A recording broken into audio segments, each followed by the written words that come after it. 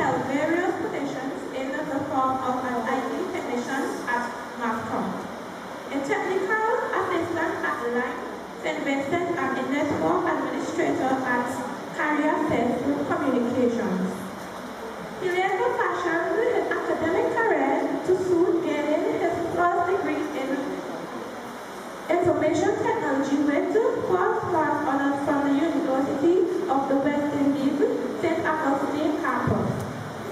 During his tenure, Mr. Peter's passion and dedication to achieve earned him numerous awards, including being a participant of the best performance in information technology in the years 2012, 2013, and 2014. He also made the Dean's Honor Roll all 3 years during his stint at the University of the West Indies. He holds numerous certificates in other areas such as Spanish and electronic engineering. Apart from his establishing his digital footprint, Mr. Peter's interest verified from hiking to swimming to being an avid videographer to athletics, which is evident in his dedication to his house greenhouse. It is indeed an honor and my pleasure to introduce our featured speaker, our IT teacher, Mr. Peters.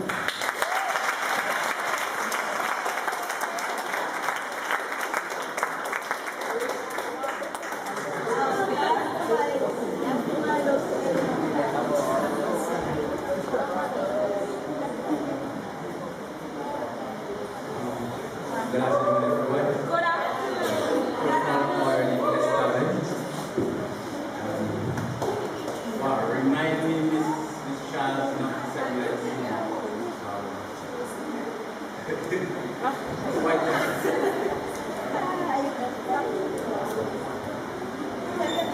have a PowerPoint presentation here, so I know it now.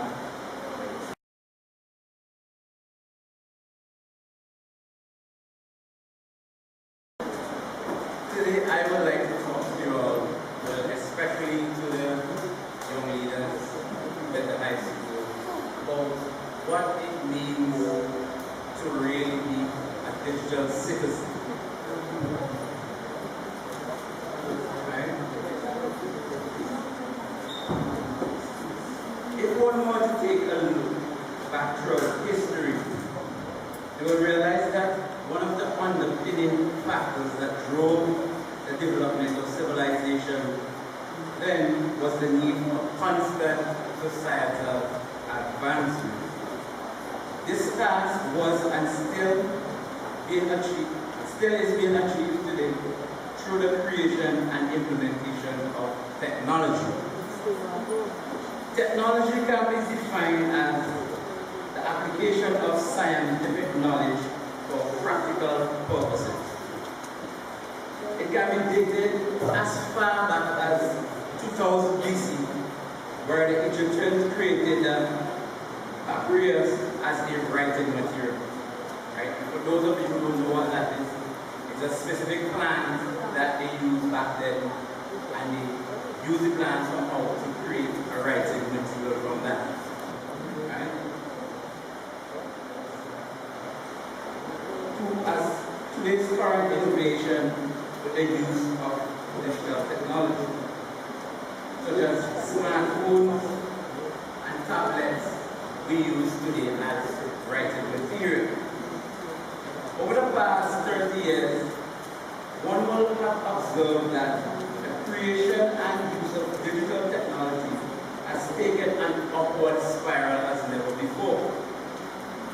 It has changed the way we think, the way we communicate, essentially the way we function. In today's world, the use of digital technology has become so prominent and essential that for some people, life will cease to exist without it. And we see that with our young people today. Everywhere there, we can see them pulling out their smartphone either to check some message or to see what is current, and you know, it has really become an integral part of our lives. Right? Now, what is all this talk about digital technology? Right? We hear it and we see it every day on television or computers, in the classroom, at home, right? But do we ever stop to really ask ourselves, are we using this technology correctly? Are we using it in a way that the society will deem as appropriate? Right? Am I being a digital citizen? Now, becoming a digital citizen in today's technological world bridges the gap between being exposed to the technology and making the most out of that technology. Right? We are all users of the technology today, but are we making the most out of it? And that is what a digital citizen is about. It's about having that technology, integrating it into our lives, and making the most out of it. Right? So a digital citizen exemplifies certain citizenship qualities. It is emerged in stages, which means that it's something that happens over a period of time. And it displays a specific behavioral traits. Right? It can be likened onto a citizen of a nation. So what I want to talk to you more specifically about is how can one emerge to be a digital citizen? Also, I want to talk about the different citizenship qualities one exhibits by becoming a digital citizen. And lastly, I want to mention some of the different behavioral traits that one exhibits as he or she would have become a digital citizen. We are talking about citizenship qualities. Now, as a digital citizen, you are expected to have certain characteristics about what you do, how you carry about yourself. So then, knowledge base that you need to get yourself familiar with. And I'm just going to list a few of them. The list you've seen here is not by any means exhausted, just a few of them. And I really hope that the young leaders can pay attention to this, because when you are creating your project, I hope to see some of these things coming out of your project as well. So, everyone who has that quality of being a digital citizen must have a knowledge based on digital access, right? And when I say digital access, I am saying, okay, everyone who is part of what we call a digital society must be able to know how to get around that society, right? Sometimes we as the older folks tend to shy away from these things, right? These days we are having things like online classroom, right? Those of us who are doing an external thing will understand that classrooms are being held online.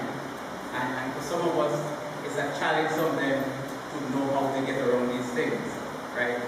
We have e-commerce online where a lot of shopping is done. No more we are using a traditional method of doing things. All these things are done in a digital society. So you as a digital citizen, I as a digital citizen must be able to know how to get into this digital society. So information about digital access is very important. Also, we have knowledge on digital commerce as well, right?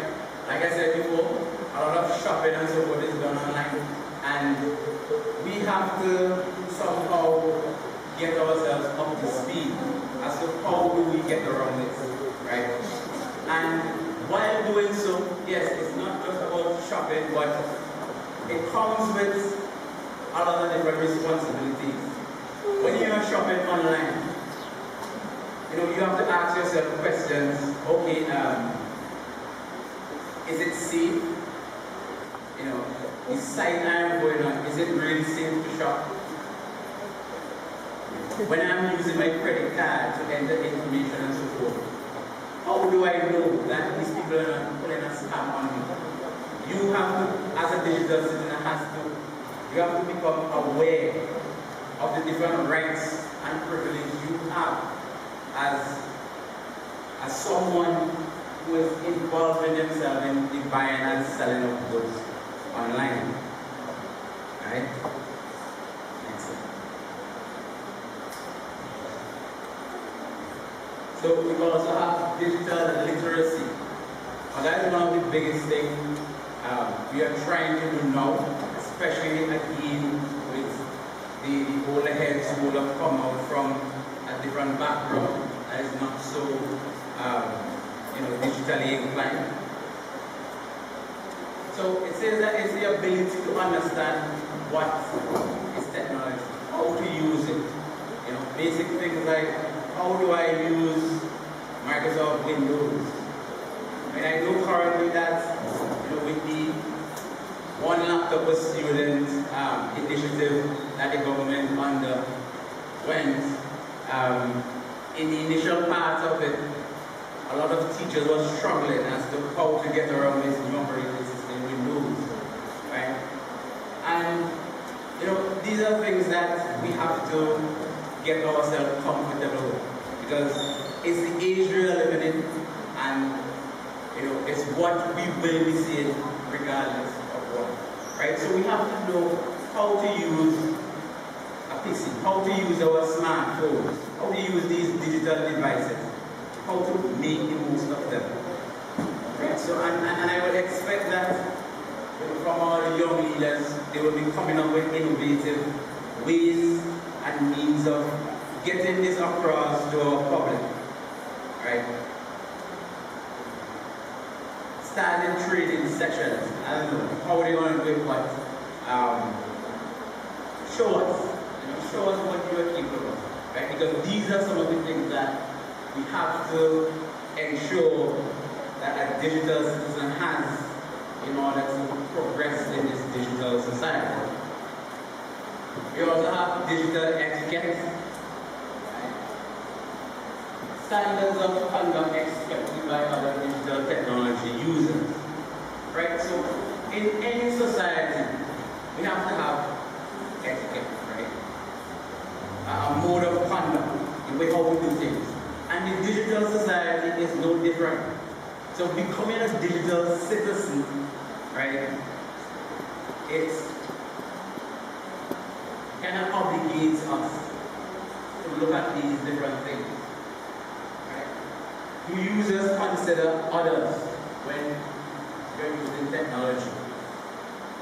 Right? When you go on Facebook, right, and you are posting stuff, do you think about what you're posting, how it might affect others? These are some of the questions you have to ask. Because you have to understand it is a society, regardless. Right? I remember back in the day when I just started to get familiar with computers. This back in the early 90s, I suppose, when chat rooms were popular. How many of us know about chat rooms? Right? So chat rooms is not anything popular these days, right? Most companies would have gotten rid of it because of certain reasons. Back in the day when chat room started, there was this community where people from all over the world would come and meet in this one common place. And they would chat and talk on different topics. Now to me back then, that was like very funny. I used to go into some of the chat rooms and just cause mischief. Just start to talk. You don't know any type caps. You actually shouted. You don't know anything. Right. So I used to go into some of these chat rooms and just cause mischief. And people used to get real aggravated at it, but I used to say it as a joke. I used to just laugh it off at the end of the day, but somebody was actually even very upset. Right?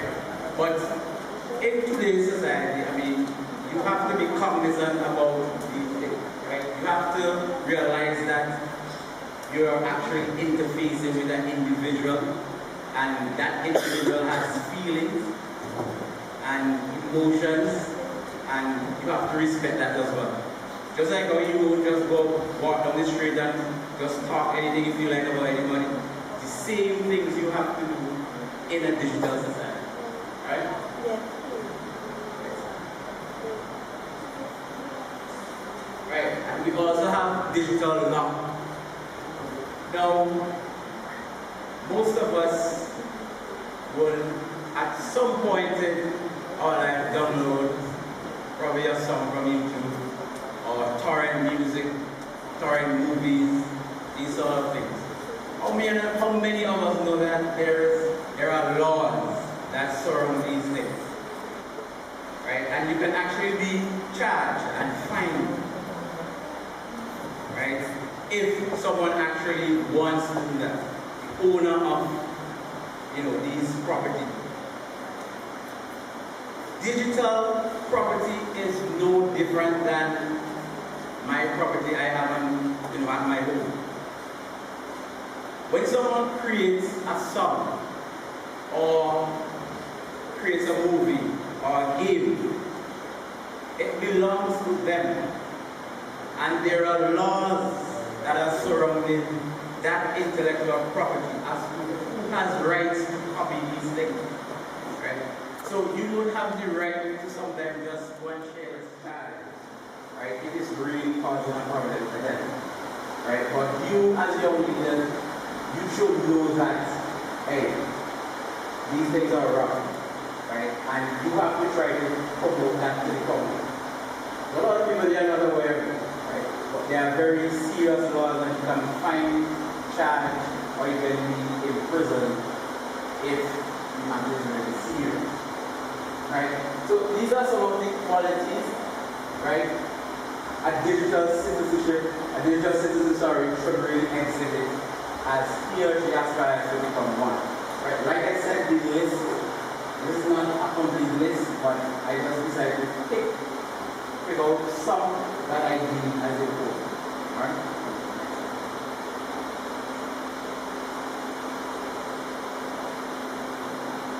Right, so the next topic I want to talk about is how a digital citizen is emerged. Yes, we just list the qualities a digital citizen should have, but how do one go about actually becoming a digital citizen? And what I have here is a 4-stage framework, right, that was developed that will help us as technology users to become a digital citizen, right? It involves awareness, being properly guided, having a digital citizen demonstrated and modeled to us, right? And at the end of it, we ought to do some introspection as to are we achieving what we set out to do. So we have some feedback and analysis, right?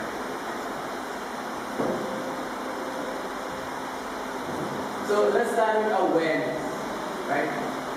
This essentially, as you would say, is sensitizing the community of technology users that, hey, there is such a thing called a digital citizen, right?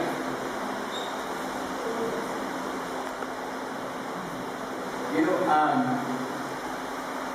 apart from acquiring knowledge of the know-how, the emphasis of awareness is heavily placed on how do you use the device. Right? Yes, from time to time we have training as to how to use a particular device or what it is about. But we really don't get training on how the device should be used appropriately, if we are using it appropriately. Right? And that is what this stage is about. Making users aware of how to use it properly, right? And how not to use it properly. Right? We also have guided practice. Once you want to be aware of the different ways of using it, right?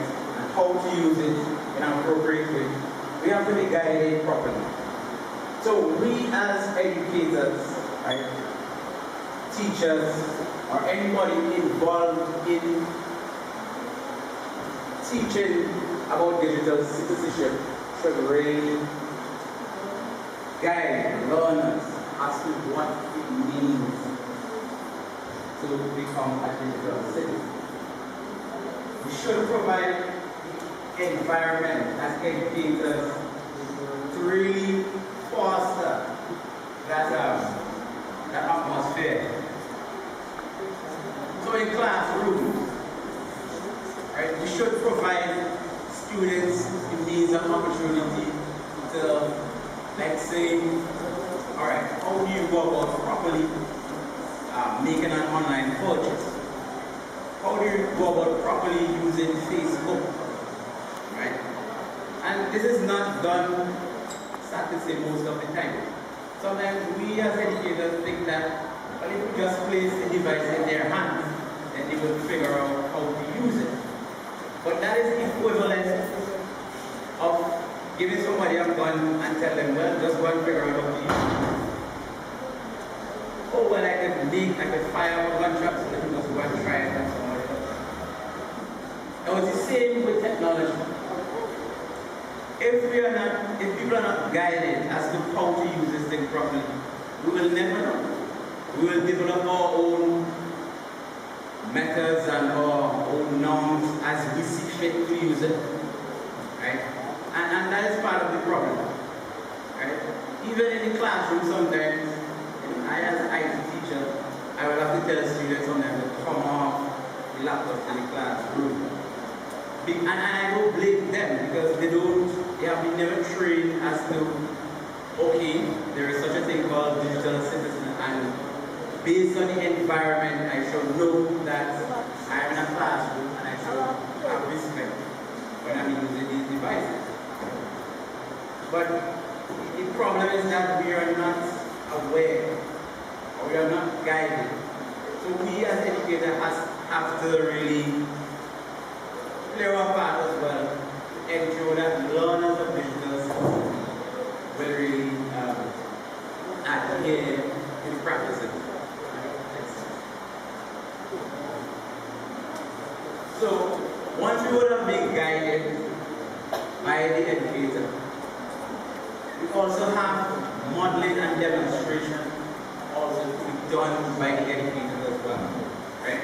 We can't be teaching one thing as educators and doing another thing. So, in our classrooms, again, we have to show the learners how to do it. They have to see us as role models practicing this thing. Just like a parent to a child. You know, a child will just see exactly what his or her parent does and just copy it, right? It's the same thing. We are in a digital society, so the educators have to be role models to teach learners and younger ones how to become a digital citizen as well. And at the end of it, we as educators and learners, we have to sit down and discuss, is this thing really happening? Right? Are we achieving what we set out to do? Right? Too often, sometimes, we will leave, the school setting, right, as educators and learners, and sometimes we go out there and something different happens. Right? We experience that a lot with students behaving one way at home, and when they come to school, they behave differently. Same thing we have to practice when becoming a digital citizen. We practice it in the classroom, we practice it at home as well. So it's even important to involve parents when we are having this feedback and analysis, so that we don't have a disparity between what is being learned in the classroom and what is being done at home. Right? We are trying to develop a culture where it is standard regardless of the environment in which we are placed. Right? So these are some of the 4 steps in which I think that we can get involved in becoming a digital citizen.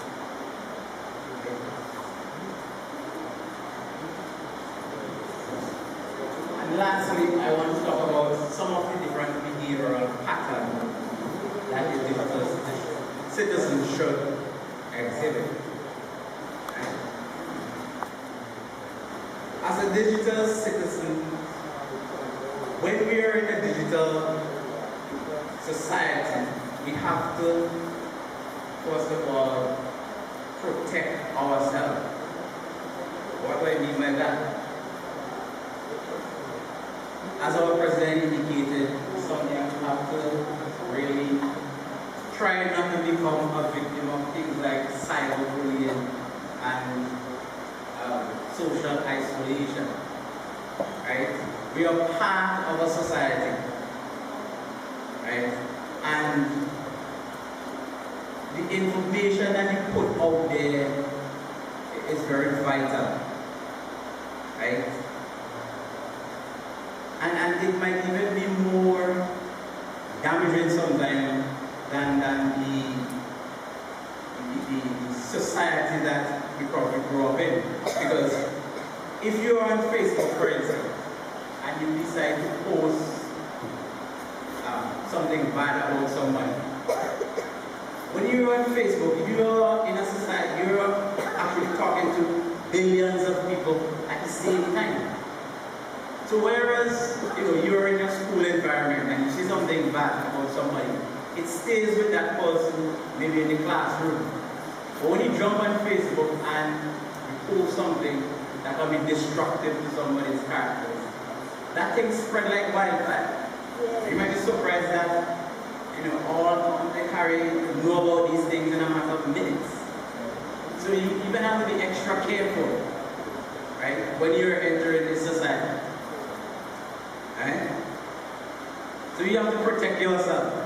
You have to be aware of the dangers, and sometimes a lot of people is not aware of that. Right? Look, recently, I was watching the news the other day, and they were talking about the Facebook app, right? How destructive it can be by downloading this thing on your phone. By just downloading the Facebook app on your phone, the default setting allows the app to just start to collect information from you without you even knowing it. It has the ability to start things like the camera on your phone, to actually see, right? It has the ability to connect itself to different parts of your phone, taking contact information, personal information from like your pictures, personal things you will have on your phone, and just upload it to your account. A lot of us is not aware of these things. Right? So you have to know these things. You have to be properly informed when you are putting these things on your phone. Right? So don't just take it for granted. Protect yourself. Respect others. Just like how, we have to respect each other in this society, we have to do it as well in the digital society. These social media sites, they're not a game or a toy to play with, right?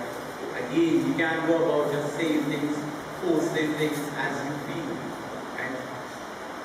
It's a society and you have to understand that there are rules and there are regulations as to how to go about doing things, right?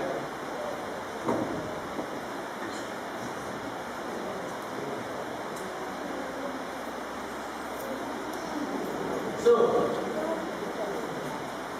in conclusion, what have we learned today?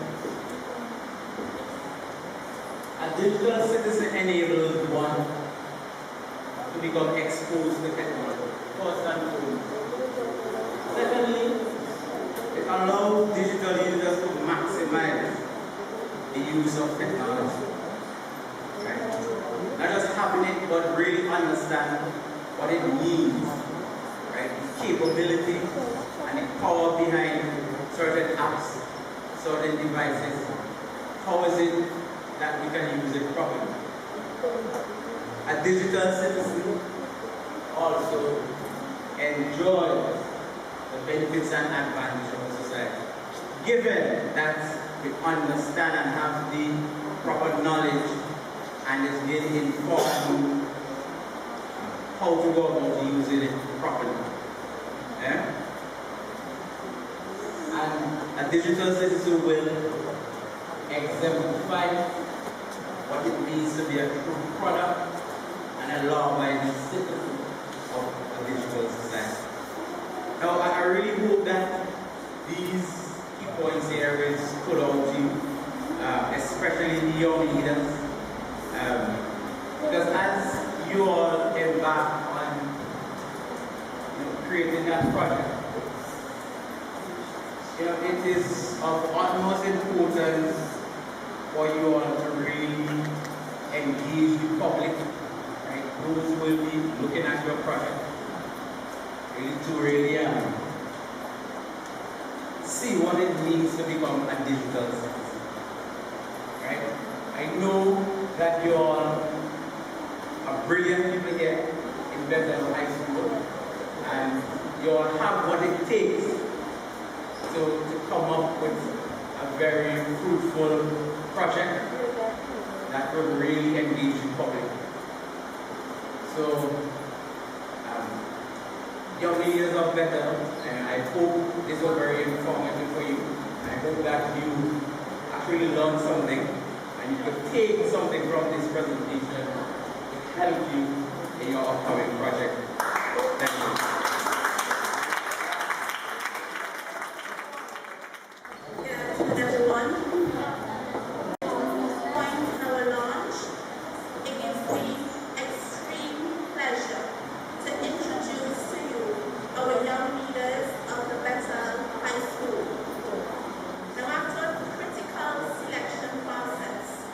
Only 31 performers were eligible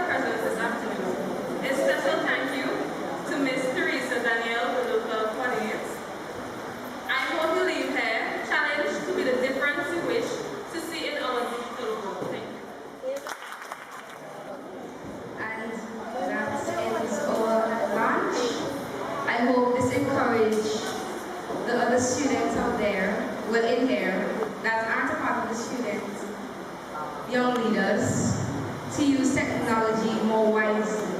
So, bye-bye.